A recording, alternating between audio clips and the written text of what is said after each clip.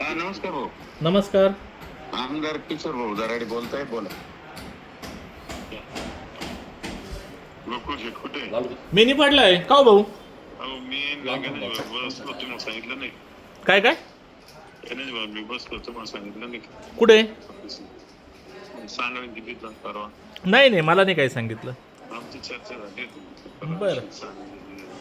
कशासाठी? हेच गणेश भाऊ म्हटलं का मला पक्ष काढला की मला पक्ष बोलते लोक पक्ष त्यांचं करा. भाऊ तुम्हाला एकदम मोकळं सांगू, हे बघा आपण काय लांबचे नाही, एकमेकांचे नातेवाईक आहे, पण तुमच्या घरात एक आमदारकी आहे. आता एक आमदारकी आम्हाला त्या ठिकाणी वाटतंय, आम्हाला गोल्डन चान्स आहे, मिळेल आम्हाला असं वाटतंय असं, आणि आम्ही आता पुढे जातोय. मी म्हातारा नाही झालो, पण ही निवडणूक 6 वर्षांनी येते. ऑलरेडी मागच्या 1.5 वर्षापूर्वीच आमची एक संधी गेली आहे आणि ही संधी परत येणार नाही. मी बघा मी काय सांगितलं किशोर भाऊ, एकदम सोप्या भाषेत सांगितलं. तुमच्या घरात एक आमदारकी आहे, पूर्वी 2 होते, आता तुमच्या रूपाने एक आमदार आहे. अजून तुमचा 4.5 वर्षाचा कालावधी त्या ठिकाणी बाकी आहे. उलट तुम्ही मनाचा मोठेपणा दाखवला तर एक आमदारकी समाजात निफाड तालुक्यात येऊन जाईल. अहो तुमच्याकडे आहे, आम्हाला भेटणार आहे तर आता देऊन टाका. उलट आम्ही फ्रेम करू का दराड्यांच्या मोठेपणामुळे आम्हाला ही भेटली. हां मग आम्ही कुठे, आम्ही पक्षावर नाराजच नाही, आम्ही अपक्ष जातोय ना. आम्ही कुठे काही भूमिका आमच्या काय असं काही नाही.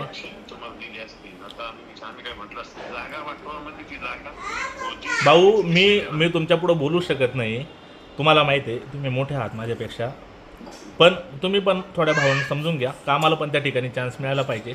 कुठेतरी आमच्या मागे पण कार्यकर्ते समर्थक आहे, त्यांचे पण कामं करायचे. जेवढा तुमचा व्याप आहे तेवढा आमचा आहे. तुम्ही बघता गणेश भाऊंची कामाची शैली बघता, माझी बघता, आम्हाला वाटतं ही संधी आम्हाला मिळाली पाहिजे. मग आता द्या तुम्ही ती संधी, लागलं तर पुढच्या 6 वर्षांनी आम्ही कुणाल भाऊसाठी ती संधी देऊन टाकू. बस अजून काय सांगू. आणि जिथे कुठे तुम्हाला आमची गरज पडेल आम्ही येणार. तुम्ही आता आमच्या मागे राहा, भविष्यात आम्ही तुमच्यासाठी थांबू.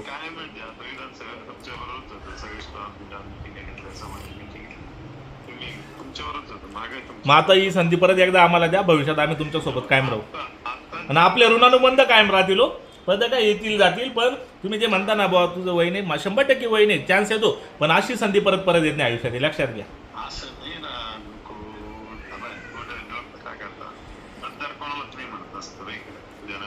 हे बघा भाऊ 100% त्या गोष्टी कुठे जात नाही, पण मतदारांना उपलब्ध असणारा पण माणूस लागतो एक, हे लक्षात घ्या.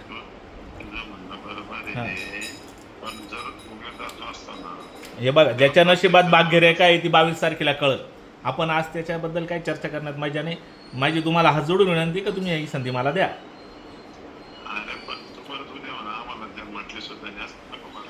नाही नाही नाही, आम्ही कधी म्हणणार नाही असं. मी कोणाजवळ बोललो पण नाही. आम्ही ठरवले, म्हणजे मी गणेश दादाला आग्रह होता तू लढ, पण त्याची मानसिकता आता तू म्हणे मला पक्षापुढे जाता येणार नाही आणि मी थांबवू शकत नाही.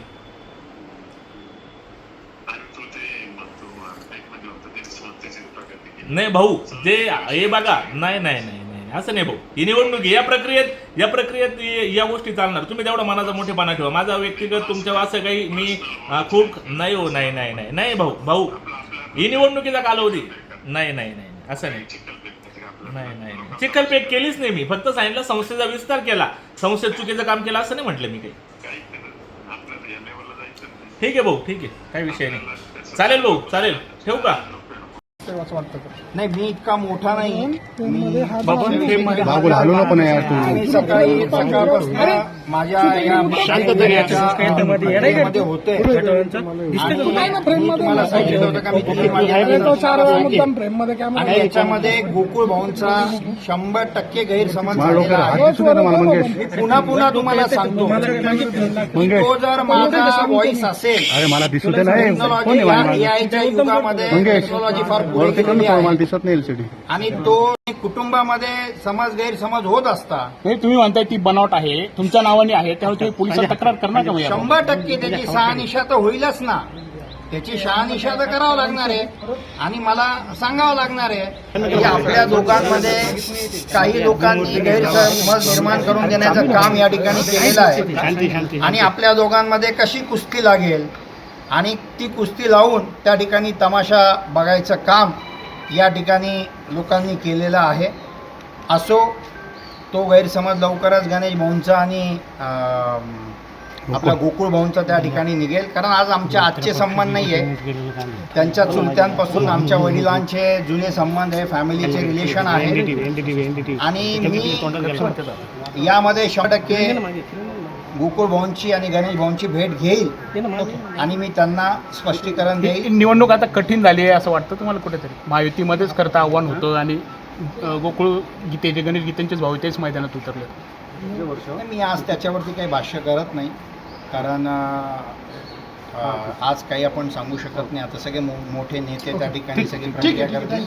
हां, तर मला पुन्हा एकदा सांगणं आहे दोघा भावांना, ते माझे भाऊच आहे, गोकुळ भाऊ, गणेश भाऊ, तुम्ही ही ऑडिओ फॉरेन्सिक्स डिपार्टमेंटला पाठवा, किंवा तुम्हाला कुठल्या लॅबमध्ये टेस्ट करायची असेल ती टेस्ट करा.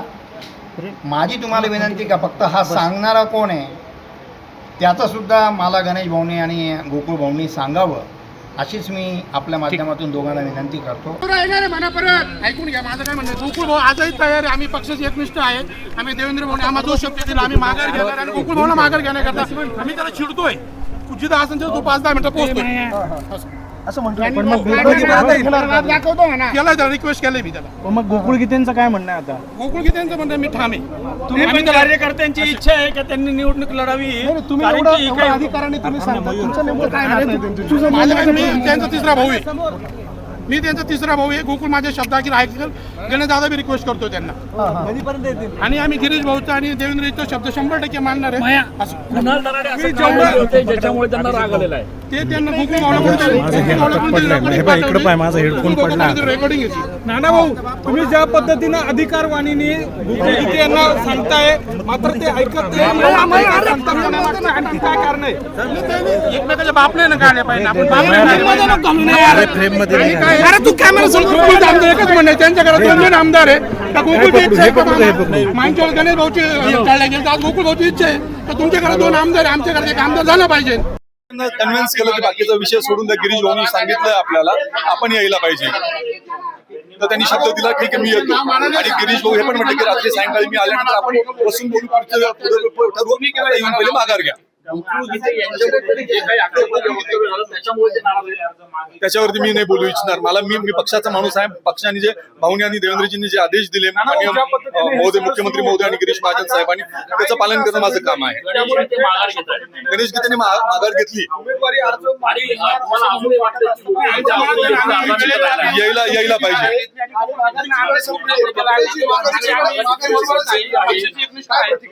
एक मिनिट, कदाचित मध्ये पोहोचले असते. हॅलो बस आलो. माघारीची वेळ नाही, आम्ही पक्षाची एकनिष्ठ आहे. गणेश गीते आपण प्रयत्न करत होते.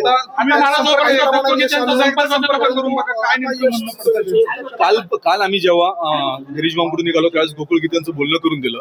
तोपर्यंत सर्व ठीक होतं. त्यांनी सांगितलं की उद्या सकाळी मी गणेश दादांबरोबर माघार घेतो. पण कालच्या वक्तव्यानंतर थोडासा काही त्याचा हे झाला. पण त्यानंतर आज सकाळी वहिनींनी फार प्रयत्न केले आणि पक्ष कोणाबरोबर? पक्ष हा युतीबरोबर राहणार. निलेशजी, ज्या पद्धतीनं हे संपूर्ण घडलं, हे घटनाक्रम घडले, तुम्हाला वाटतं गोकुळ गीतेंनी एवढी समजूत काढल्यानंतर यायला पाहिजे होतं आणि माघार 100% यायला पाहिजे होतं. असं काय विनसलं काय त्यांचं? ऍक्च्युअली काय झालं की माझे मैत्रीचे संबंध गणेश गीतेंची होते आणि त्यांचे बंधू गोकुळ गीते होते. माझे त्यांचे रोजचे कधी संबंध नव्हते. वर्ष 6 महिन्यातून आम्ही कधीतरी भेटत असेल, त्यामुळे माझा त्यांचा तेवढा टच नव्हता. पण गिरीश महाजनांनी समजून सांगितल्यानंतर त्यांनी ऐकायला पाहिजे. 100% ऐकायला पाहिजे होतं. कसला आला नेमका? तेवढे का चिडले? त्यांचा वैयक्तिक विषय आपण नाही सांगू शकत, पण त्यांनी आज चूक केली. ही चूक त्यांनी करायला पाहिजे नव्हती. त्यांच्या कुटुंबातले सदस्य आहेत ना इकडे या समोर, तुमच्याशी ज्यावेळेला फोनवर बोलले तर त्यांनी असं म्हणाले की मला दराडे बंधूंनी शिव्या दिल्या. शिवाय दिले म्हणजे कुणाल दराडे यांनी काल परवा 2 दिवसापूर्वी येवल्यातले कोणी नगरसेवक होते ते मला बी सांगतात नाही. कारण मी आता गोकुळला तुमच्या देखत कॉल केला होता. गोकुळ मला बोलला, तुम्ही ऐकत होते. मला काही कोणाचं नाव येते काही सांगता येणार नाही, कोण होतं काय होतं ते गोकुळलाच माहिती. हो, त्याच्यामुळे माघार घेतली. प्रयत्न केला गिरीश महाजन, खूप प्रयत्न केले आणि आमच्या मनापासून इच्छा होती की आम्ही गोकुळची माघार करून आम्ही निघून जाणार होतो. पण गिरीश महाजनांचा शब्द तरी पाळला पाहिजे. 100% आम्ही गिरीश भाऊंना वडिलांसमान मानतो. पुन्हा काही संपर्क केलाय गोकुळ गीते? काय झालं त्यांचं गोकुळला काही कुणीतरी निरोप दिला आणि त्याला रेकॉर्डिंग पाठवलं, तो चिडचिड करायला लागला. बाकी दुसरं काय झालं पण आता काही म्हणजे आता मला सांगता नाही, जोपर्यंत गोकुळची माझी समक्ष भेटून तोपर्यंत मला काही मला असं सांगायला कळतंय की त्या संदर्भातली रेकॉर्डिंग व्हायरल झालेली आहेत, आपल्यापर्यंत देखील पोहोचलेली आहेत. काय नेमकी ती दाखवा बरं. ती मी बघितली नाही अजून. मी गोकुळ भेटणार मी बघितली नाही ना, अजून आली नाही ती, मला बघावं लागेल. गोकुळ ज्यावेळेस मला भेटेल त्यावेळेस कळेल मला काय. अर्ज मागे घेण्याची मुदत संपली आहे, पुन्हा एकदा गोकुळ गीतेंशी आपण काही संपर्क केलाय? काही खूप प्रयत्न केले आम्ही, आता फोन उचलतायत? नाही. पुन्हा एकदा संपर्क करून बघा काय नेमकं. आता किती तुमच्या देखतच खूप संपली आहे, वेळ संपलेली आहे. आता प्रश्न असा आहे की तुम्ही कोणासोबत नाही, गणेश भाऊ पक्ष बरोबर राहतील, काय अडचण नाही. आम्ही पक्षाची एकनिष्ठ. तुम्ही सगळे पक्षाबरोबर राहणार? मला मुख्यमंत्री महोदयांनी, देवेंद्रजींनी आणि गिरीश भाऊंनी या ठिकाणी सांगितलं होतं, गणेश आपली युती आहे, आपल्याला माघार घ्यावा लागेल. मी कोणतीही कमिटमेंट न घेता, कोणताही विषय न करता त्यांच्या शब्दावर ही माघार या ठिकाणी घेतलेली आहे. कुणाचा फोन आला होता माघार घेण्याआधी? वरिष्ठ नेत्यांचा कुणाचा? देवेंद्रजींशी मी स्वतः भेटलो, स्वतः बोललो. गिरीश भाऊंशी मी स्वतः भेटलो, स्वतः बोललो. रवींद्रजींशी बोललो. आपण आता जिल्हाधिकारी कार्यालयाच्या बाहेर पण गाडी 5-10 मिनिटं उभी होती, नेमकं काय चालू आहे? नाही, मी गोकुळ गीतेंच्या माघारीसाठी त्यांना विनंती करत होतो, पण त्या ठिकाणी जो सकाळी त्यांचं गिरीश भाऊचं ठरलं पण होतं की विड्रॉल द्यायची, पण काल काहीतरी कुठल्या तरी आपल्या एका मतदाराकडे, नगरसेवकाकडे कुणाल दराडेंनी काहीतरी आईवडिलांवरनं शिवीगाळ केली. त्यामुळे मी त्यांना रिक्वेस्ट करत होतो की विड्रॉल देऊन टाक आणि विषय सोडून द्या. त्या मनस्थितीत तो नव्हता, तो खूप चिडलेला होता, त्यामुळे मी त्याच्याशी बोलत होतो. पण मग आता काय गोकुळ गीते माघार घेणार? आता ते गिरीश भाऊ बोलताय, त्याच्यावर गिरीश भाऊ निर्णय घेत. अवघे 10 मिनिटं उरलेले आहेत. अवघ्या 10 मिनिटात पण काही पण होऊ शकतं ना. हो, पण मग ते जिना चढता चढता उतरता राजकारणात निर्णय बदलतात. माहित नाही, मी तर तुमच्या फोनवरनं बोललो ना. तुमच्याशी जो माणूस बोलत होता त्याने फोन मला गाडीत दिला त्या ठिकाणी. काय झालेलं आहे, काल कुठल्या तरी नगरसेवकाकडे कुणाल दराडेंनी असं सांगितलं की गणेश गीते, गोकुळ गीते काय येऊन माघार घेणार नाही, त्यांचा बाप येऊन त्या ठिकाणी माघार घे. आणि त्यामुळे ह्या विषयाला वेगळं वळण लागलं. मी पार्टीचा कार्यकर्ता आहे, मी पार्टीचा होतो, त्यामुळे मी पार्टीच्या आदेशाप्रमाणे 1 मिनिटात माघार या ठिकाणी देऊन टाकली. नाही, आता मी तर कोणाला सांगणार नाही, कारण आता किती कोणाला सांगितलं, आपल्याला सांगितलं युती धर्म पाळायचा आहे, तर आपण युती धर्म पाळलाय.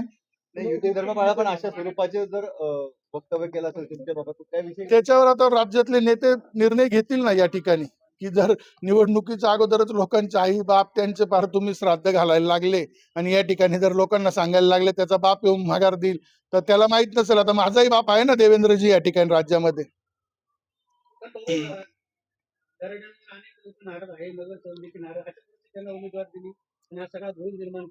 त्यांच्यावर अख्खी दुनिया नाराज असो, आपल्याला तिच्याशी काही कर्तव्य नाही, पण त्या ठिकाणी आपलं कर्तव्य आपल्या पार्टीशी होतं, आपल्या पार्टीशी लॉयल्टी होती. पार्टीच्या मागे आपण, पार्टीने जो आदेश दिला तो पूर्ण केला.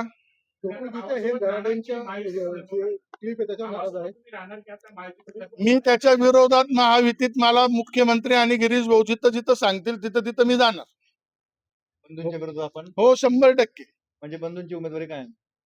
तर आता 10 मिनिटात त्याने येऊन विड्रॉल घेतली. गिरीश भाऊंचं त्याचं बोलणं झालं, ऐकलं, तर ते आनंद आहे. निष्ठा आहे.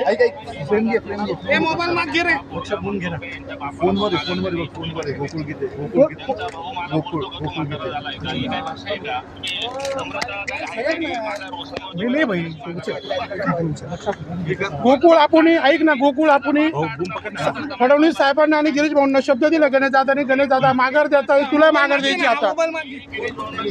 नाही, आपल्याला माघार द्यायची आहे. नाही, आपण गिरीश भाऊंना वडिलांसारखं मानतो. तुला धमकी कोणी दिली?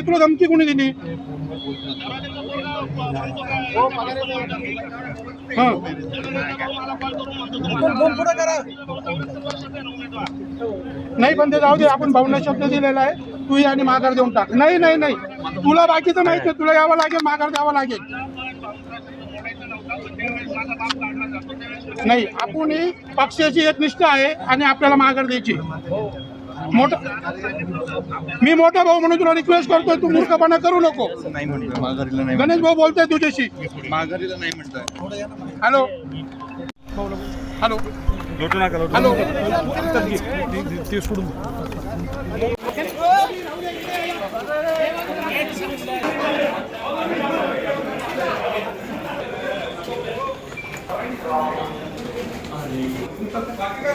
बाकीचे सर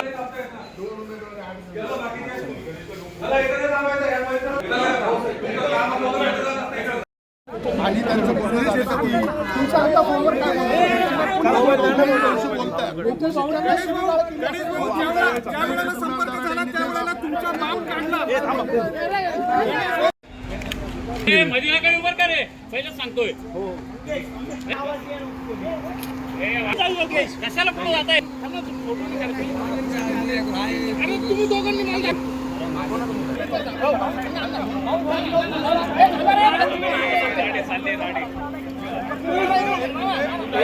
मला फोटो झाला